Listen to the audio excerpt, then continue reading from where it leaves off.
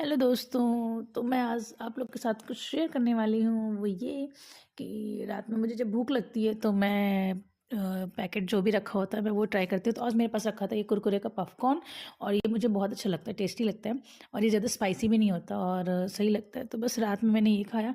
तो गाइज़, आप लोग को जब भूख लगती है रात में, आप लोग बताइए कि रात में आप लोग क्या खाना पसंद करते हैं। वैसे ज़्यादातर लोग तो मैगी खाते हैं, बट आज मेरा मैगी नहीं ये खाने का मन था। तो आप लोग कमेंट में बताइएगा आप लोग क्या क्या खाते हो जब भूख लगती है रात में।